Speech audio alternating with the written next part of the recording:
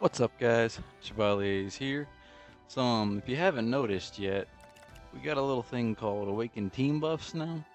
And from my perspective, and from most people I've seen, they're a little awkward in most cases. Now, in my personal opinion, I don't really like the whole aspect of team buffs. I prefer to build. I like to build. I mean, if I want to have this hero with this hero and not forced to build it to be able to compete, I kind of like that option. I would prefer more like you get buffs off having any champion or any character, any hero of the same type. Like if you had 3 destruction and you get a buff for that, you'd have to have like 2 or more or 3 or more, probably 2 or more, more than one. And then you get a buff and it increases steadily for the more amount. It still allows for the whole counter type of thing. Like, all right, you got destruction, and now you're gonna counter it with creation. Yeah, peace beats creation, creation beat. Wait a minute. Yeah, peace beats creation, creation beats destruction. Yeah, should be.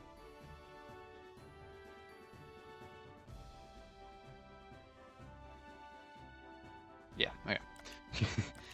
Anyways, yeah, I prefer that in that system. So you could build little teams of all right, full creation, full peace, or split it a little bit. 3 creation, 2 peace, 2 destruction, 3 creation, along those lines. Whatever heroes you wanted, or with 2 boss rate heroes. Because as of now, I mean, with the current team buffs, that kind of limited any devils or any of the 2 boss rate teams, and only 4 of them. So I don't know. I was just kind of disappointed about that, which is the major reason I was going to put out, like I was ready to do it. All right, gonna put out the second episode to the beginner's guide series, and then the team buffs hit how they did. And I was like, huh? So I got taken back by that a little bit. I'm not sure how I'm gonna do the next episode, so that's gonna be put back another couple days, and to what the third episode would have been. And apologize for that, but with the whole video style of that, I kind of had to.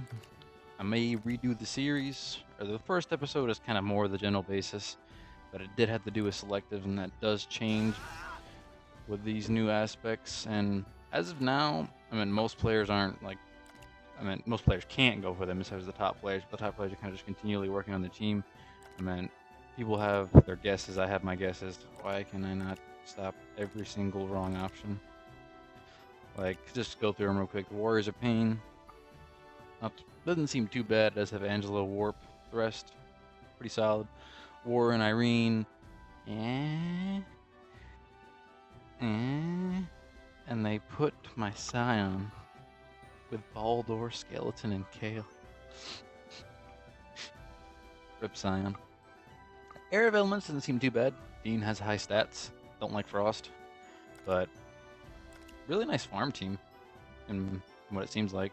Brave Monsters, no. Warriors of Hell. Not the worst. Freya, though. And Dimitri. But more so Freya, at least in my opinion. No. Savage Beast, Masters of Dark Magic, and Air of Elements have been the ones that I've seen being talked about as the more popular ones, because the heroes aren't like, I mean, they're pretty good. They got Buns with the CC, with the stun, Liliana with the silence / flinch, but in higher tier arena, that doesn't really matter as much, but still. Shanna, good damage, but kind of fades out, but still pretty good. Tigray, I mean, he looks pretty cool, and his specs looks awesome, but Tigray. And then Moon, which is a pretty good range healer. In Dark Magic, you have Yuria, Liz, Moon again, Celine. But I think Master of Dark Magic is actually pretty good. Both these are Destruction, which is kind of meh. But Graves with his decently wide CC, Stun, and the Fear from Yuria with a Silence, a Curse, and a Heal. I mean, it doesn't seem too bad to me. But I still hate the whole idea of these team buffs. But I mean, is it going to be stronger than a team of mismatched heroes of higher tier? Not really sure. And they also put Lana with Song and Lagna? I don't know how to say her name. Keepers of Nature with Pi and Poison. And Nia has attack speed, but Pi. Savage Freaks. I can never remember his name. The wolf guy. Yeah, that's his name, yeah. But I mean, some of the teams don't seem too terrible, but I really wish this could be recalled. I don't want I was having fun working on my team. I hit Diamond 3, which is awesome. I was surprised that I hit Diamond 3. Not this early. I've been playing for a couple months, but that was pretty cool. Just not spending anything and making it to Diamond 3. Close to Master 1 last week, I believe. I was like 140, 150. I kind of got lucky with defense, though, but still. That's kind of cool. Hoping to get Master soon. Or eventually. I don't know how these teams are going to be. Hopefully during the transition into people, alright, I'm going to try and build this team. Trying to get items, trying to get talents, or, trying to halfway get in there. Going to get the runes together, all the items together. I'll maybe be able to sneak into Master 1 for a week or two, but other than that, glad I got D3. Hopefully hold it for a couple more weeks. So, I mean, I'm really not in favor of team buffs. I'd like to hear you guys' opinion on that, though. Just in the comment section below, however you feel about it. Just personal opinion, how it affects the game, however detailed you want to go, or up to you. But they came out with a couple other ones. Guild Investigation is kind of another AFK thing. I was, for some reason, imagining it to be like a group dungeon type of thing. I was like, alright, live, queue up with a couple guild mates, go in, investigate a treasure dungeon once they've all requested help. And it's like, this is just like a Hermes Explorer type of thing. So that was disappointing because of what I've expected, but the rewards in themselves, if you pay a couple refreshes, I know I've already done mine, but just refresh a couple times, at least what I've been doing, and you get the I'm just gonna call it S grade chests, which either come with 1 ruby, 10 gems and some gold, or 1 ruby and gems, gold, ruby, gold. One of those two, from what I've seen. And getting a mix of, and it's 4 chances per day. So if I were to get 1 of each, I could get 4 extra rubies or 40 gems, or alternating ones. So that's pretty cool. Just a little extra every day, which adds up quite a lot. And then if you offer help to your friends, you don't actually get the reward that they got, but you get some of the gold, so kind of pays back for the refreshes. Not sure if that's the best system, but I mean, paying a couple 1.5Ks for an extra 10 gems / rubies / usually get your gold back. I mean, if you're super unlucky, I guess you lose a little bit more gold, but for some gems and rubies, I'm okay with that. So I mean, that's okay. It's better than Hermes in my opinion. It's Hermes. What else did they have? They opened the 4th tower, which pretty tough. And I don't know if I read it right, but towers are going to be refreshed into one huge tower, kind of like from Sword Art. So that's kind of cool. At least I imagine it like Sword Art. Makes it feel cooler. So, anyways, 1 huge mega tower, and I believe that means the Awakened Tower is also going to be refreshed, and all the rewards. So that's nice. But in the meantime, we have another month to be able to get all the rewards we can before the reset hits. So push that progression. What do we got here? So yeah, I've been in this tower. Surprisingly, I feel like I was pretty good on my friends list, but I guess I added a couple stronger people. Yeah, I'm only in 10F right now, but the rewards are pretty nice, and the most popular award is from 24F with the 7-star hero draw ticket, which from the description I'm just going to assume is a random awaken, but that's still pretty cool. I actually got one person on my friends list that's pretty close to that. Unlike myself, I'm still trying to kill Scion. Always spiting me, huh? What else do they have? Oh, the reforge system kind of changed up a bit, which is kind of nice. A bit pricey, but let's say I wanted to change this rune, but I wanted to keep some of the things. You guys already know this, but I'm just going to go through it. Alright, 250 base cost, but let's say I want to keep that range damage. No. Keep that, and keep that. It just goes up. That's actually impossible to do. Oh, that's kind of cool. It actually is the cap. I mean, it's not too expensive, but for 1 rune, then I could just reroll into another garbage stat. It's pretty expensive. It's like a week of arena for a lot of people. For most people. So that's pretty nice that they offer that option now. I thought it was going to be more close-ended when I heard about that. But now that you can do like each and every one of them, that's kind of nice. What else did they have? The skin update, whatnot. Pretty cool. I like Mistress.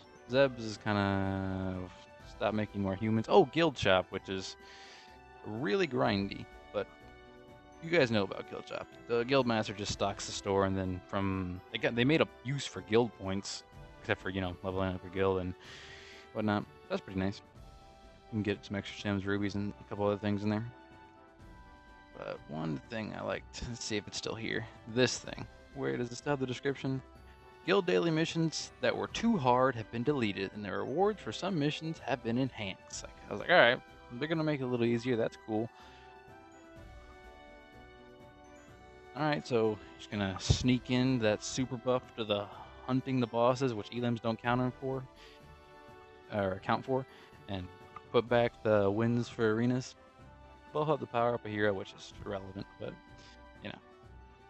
I'm not gonna change that max level, are you?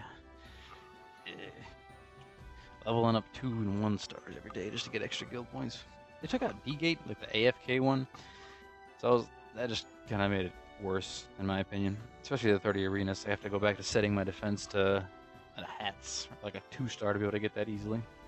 They did change monthlies, or daily through monthlies, which is pretty nice, compared to the 1, 2, and 3 stars we would have been getting. 300 gems is the real kicker. 50 gems is nice, and 10 gems every day is cool.